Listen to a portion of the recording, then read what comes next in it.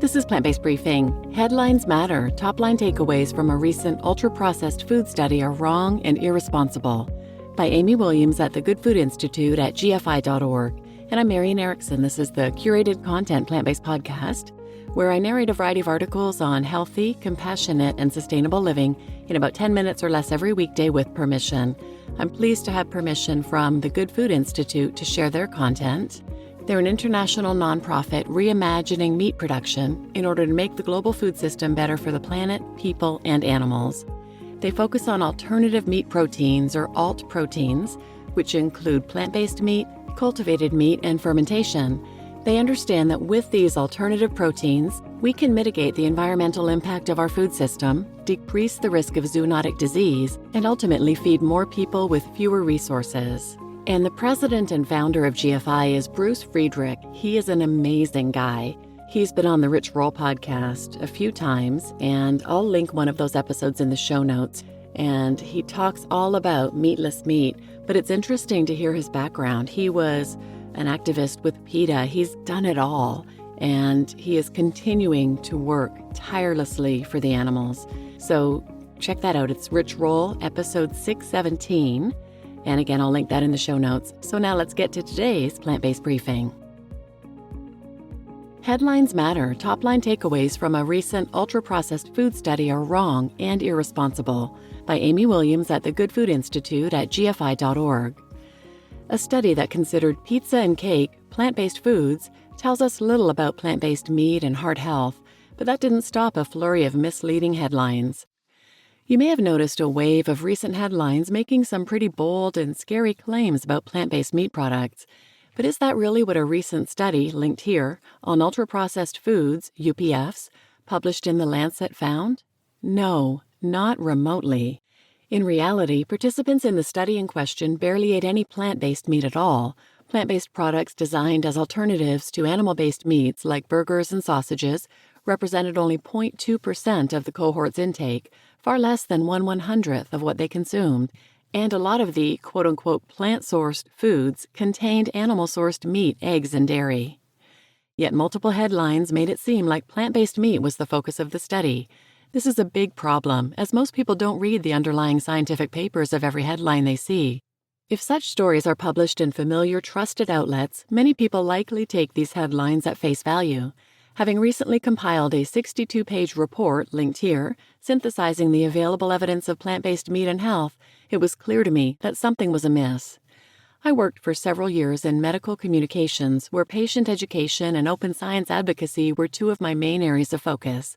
Leaving health to enter the food space, the shockingly poor quality of evidence and reporting on nutrition topics is a source of major concern for me.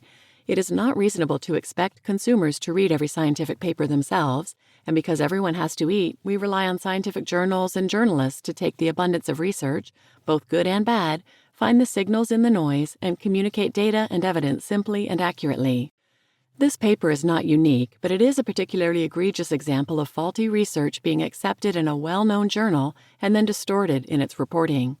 So in this article, I'll dive into the study and unpack what the research underlying these headlines actually said. So what was the study about, and what were the participants really eating? The study was observational, meaning it looked at data gathered from people going about their daily lives and followed them over time to look for patterns in health outcomes. The food data used was based on information from 24-hour food diaries taken from participants at least twice between 2009 and 2012, which it should be noted is before any of today's next-gen alternative protein products were even developed. The foods eaten were categorized by researchers and grouped into plant-sourced and animal-sourced foods, and these groups were subdivided into ultra-processed and not ultra-processed. Using the health data collected from study participants in the years following their completion of the food diary, researchers looked if there were any patterns and outcomes associated with people who ate these different groups of foods. If you're thinking, this doesn't sound like a study designed to look at the health impacts of plant-based meat, you'd be absolutely right. The definition of plant-sourced, used in the study, is also not one that anybody would actually use in day-to-day life.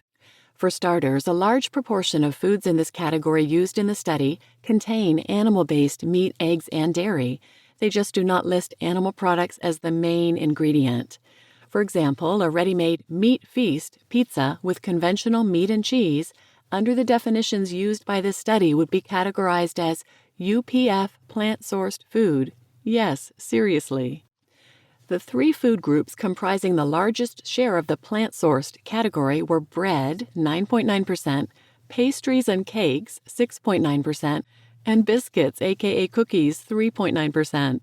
But the category also included alcoholic spirits, energy drinks, pizza, sweets, and salty snacks.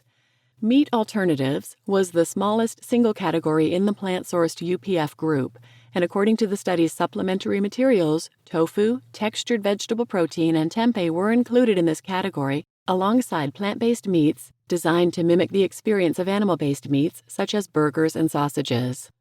Using this problematic definition and faulty study design, researchers found that high consumption of plant-sourced UPF and the combined UPF group was correlated with increased health risks.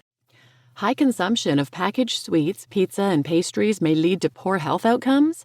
Hardly groundbreaking findings. Shortly after the study and its corresponding press release were published, several nutrition and dietetics experts working with the Science Media Center expressed concern over its methodology and conclusions and shared expert summaries, linked here, of the findings with journalists. Quote, "This is an interesting paper. Unfortunately, people could possibly assume from the press release that the association with cardiovascular disease risk is specific to meat and dairy replacement plant-based foods, such as plant-based sausages, nuggets, and burgers. This is not what the paper shows," unquote. Dr. Duane Mellor, dietitian and spokesperson for British Dietetic Association, commented. Unfortunately, this didn't stop numerous media outlets from running with headlines that maligned plant-based meat based on a study that barely even looked at plant-based meat products. Headlines like, "Vegan fake meats are linked to increase in heart deaths, study suggests. Experts say plant-based diets can boost health, but not if they're ultra-processed." Mail Online. "The hidden health hazards of vegan sausages," The Telegraph. "Vegan processed foods linked to heart disease, early death," New York Post. "When plant foods are ultra-processed, the health benefits disappear," The Washington Post.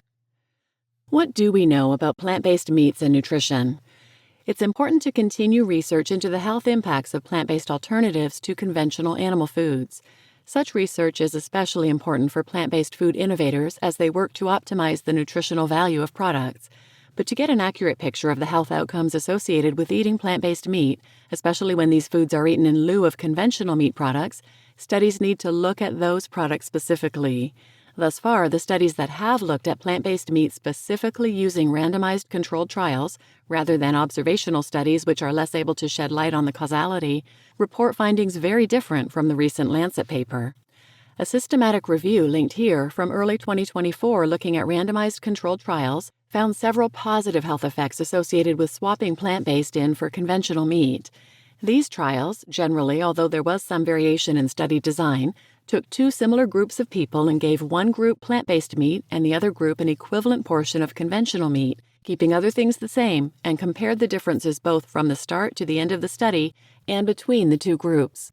Similar findings were reported in a paper published in the Canadian Journal of Cardiology in June 2024, which reviewed studies published from 1970 to 2023 and found that, quote, "risk factors for heart disease, including total cholesterol, LDL cholesterol, and body weight, improved when various animal-based meats were replaced with a substitute made from plants," unquote. So, what did we learn from all of this? The paper behind these headlines contained no evidence that plant-based meat was associated with elevated heart risks. And if we look at randomized controlled trials looking specifically at plant-based meat, rather than studies looking at plant-based meat as a tiny subset of foods it has very little in common with and extrapolating, research suggests that swapping plant-based meat for conventional animal-based meat, particularly processed meat, could actually offer health benefits. As always, more research is needed to further explore these findings. While no meaningful conclusions can be drawn from the Lancet paper about the healthfulness of plant-based meat products, this scenario underlines the very real importance of quality, accurate, evidence-based reporting on nutritional science to help people make informed choices about the food they eat, including simple swaps that could benefit their health. In the world of nutrition, people have limited bandwidth to devote to improving their diets, and so there's a huge opportunity cost to misleading reporting that unnecessarily demonizes foods that could actually be an easy, healthful swap for many people. For more on the nutritional properties of plant-based meat, check out this report linked here from GFI Europe on plant-based meat and health. You just listened to Headlines Matter. Top-line takeaways from a recent ultra-processed food study are wrong and irresponsible, by Amy Williams at the Good Food Institute at gfi.org. And I'm your host, Marian Erickson. Wow, unbelievable, but I'm so glad that she wrote this, and I'm glad that I'm able to share it. So please share this with anyone who might benefit, and thanks for listening.